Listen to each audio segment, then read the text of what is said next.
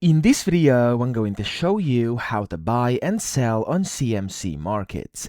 Now, the first thing you have to do here on the trading platform, you want to go ahead and select whatever you want to buy and sell, or essentially trade. So I'm going to click on this plus button here. You can hover over products, and here you have a bunch of different products. I'm just going to go into crypto right now, and here we're going to just select Bitcoin to actually make it a very basic buy and sell order. So here I'm going to click on Bitcoin, and it's going to pop up on my chart, and then you have two options. You could either click on buy or sell up here, and it's going to pop up this order window, or you could right click on Bitcoin over here, click on order ticket, and it's going to pop up this order panel.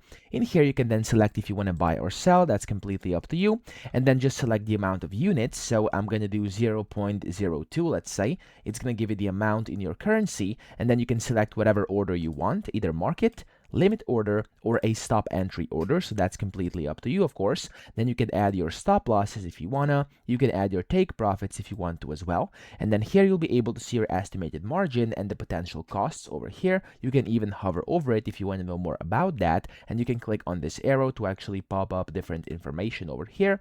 And then after that, you can just go ahead and place a market buy order with costs, or a sell order, or of course a limit or stop entry order. So that's up to you what you want to do, but to buy and sell, just click on this button, and it's going to basically create a new order down here at the bottom, as you can see.